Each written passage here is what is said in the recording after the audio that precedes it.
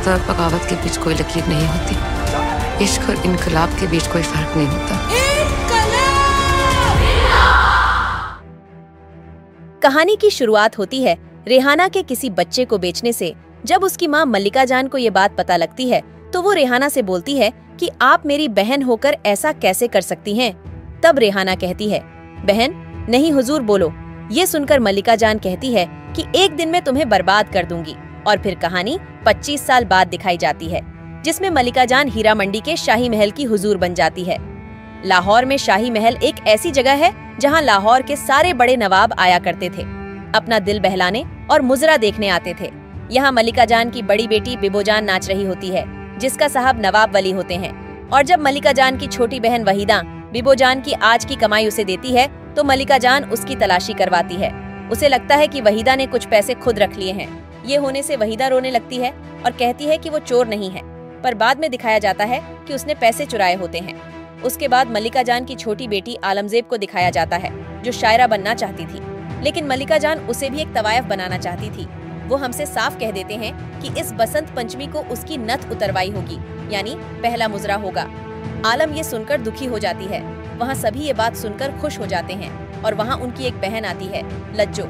आलम अपनी दोनों बहनों को कहती है कि वो तवायफ नहीं बनेगी। ये सुनकर लज्जो उसे समझाते बोलती है कि ये हमारी किस्मत है और ये होकर रहता है। दूसरी तरफ एक नवाब का बेटा ताजदार लंदन से पढ़ाई करके लौट आया और उसकी दादी उसको बोलती है, अब तुम्हें हीरा मंडी भेजकर एक भारतीय नवाब बनाना चाहिए। पर ताजदार अय्याशी करने के लिए हीरा मंडी जाने के लिए नहीं मानता।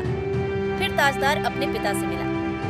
1920 में सारे नवाब अंग्रेजों के गुलाम थे। ये बात ताजदार को ठीक नहीं लगती। दूसरे और मल्लिका जान के पास एक अंग्रेजी ऑफिसर कैटराइट आया। वो मल्लिका से कहती है उसकी एक लड़की उसके घर पर हो रही पार्टी में नाचे, लेकिन मल्लिका जान ने उसका अपमान कर दिया है, जिसे कैटराइट ने अपने दिल पर लगा लिया।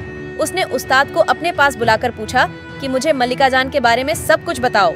दूसरी ओर मल्लिका जान नवाब बोलोच की पार्ट में जा रही थी, तो उसने आलम को अपने साथ चलने के लिए कहा। तो आलम ने अपनी खराब सेहत का बहाना बनाया, पर जब उसे पता चला कि पार्टी में एक बहुत बड़ा शायर आ रहा है तो वो मल्लिका जान से छुपकर वहाँ चली जाती है। वहाँ आलम पर नजर पड़ती है। नवाब के बेटे ताजदार की उसे देखते हुए ताजदार से प्यार हो गया। वो उसे फ्लर्ट करने लगता है। कुछ समय बाद आलम वहाँ से चली जाती है। जब वो वापस शाही महल आती है तो मल्लिका जान उसको देख लेती है और वो उसे से नाराज हो जाती है और सजा देती है। उसकी डेयरी को आग में जला देती है। और दूसरी तरफ बिबोजान वली के साथ होती है और वो उसको बताता है कि आज अंग्रेज बागियों पर गोली चलाने वाले हैं। फिर बिबोजान आलम के साथ उसको किताबें देने चली जाती है। आलम जाते जाते रास्ते में इनकलाब के नारे लगते हैं और फिर वो दुकान पर आते हैं। एक तरफ आलम किताबें देखती हैं और दूसरी तरफ बिबोजान एक खास किताब लेकर बागियों के पास जाती है और वो किताब उनके नेता को देते हैं। उस किताब में एक बंदूक होती है। उसी किताब की दुकान में आलम की मुलाकात फिर से ताजदार से होती है और वो उसके साथ फ्लर्ट करने लगता है, लेकिन आलम को वो दुकान में काम करने वाला लगता है, लेकिन ताजदार उसको कुछ नहीं बताता। बाहर माहौल बहुत खराब होने लगता है और आलम पर हमला होता देख ताजदार उसको बचाने के लिए आ जाता है। उसके साथ उसने वहाँ एक आदमी को भी बचाया था, जिसने अपनी जान को खतरे में डालना पड़ता है। कहानी फिर से 20 साल पहले जाती है।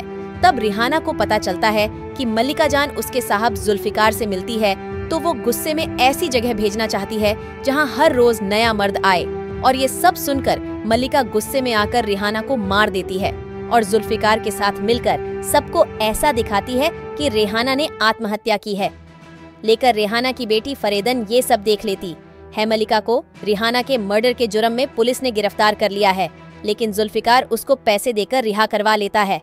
फिर कहानी 20 साल बाद रिहाना की बरसी वाले दिन सभी लोग ख्वाबगाह जाते हैं और दुआ करते हैं।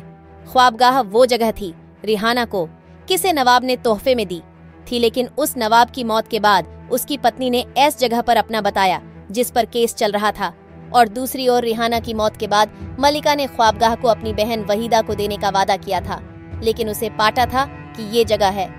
रेहाना की बेटी फरीदा जिस 9 साल की उम्र में बेच दिया था, उसके बाद आती मल्लिका की तीसरी बेटी लज्जो, जो किसी नवाब से निकाह के सपने देख रही होती है, पर वो नवाब उसे धोखा दे रहा था।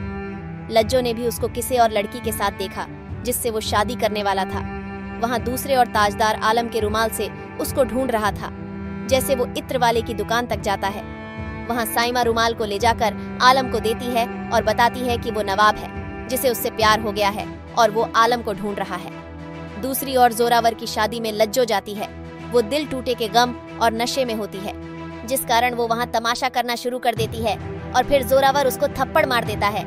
तभी वहाँ मल्लिका जान आ जाती है और कहती है जब लज्जो 6 साल की थी तब से उसने लज्जो को पाला है और वो उसकी तरफ से माफी मांगती है, लेकिन वो चाहती थी कि जोरावर भी अपनी गलती के लिए माफी मांगे। लेकिन ये सुनकर जोरावर को गुस्सा आ जाता और बोलता है कि हम बड़े बड़े नवाब तवाइफ से माफी नहीं मांगेंगे। इसके बाद मल्लिका उसको बताती है कि वो भी तवाइफ की औलाद है।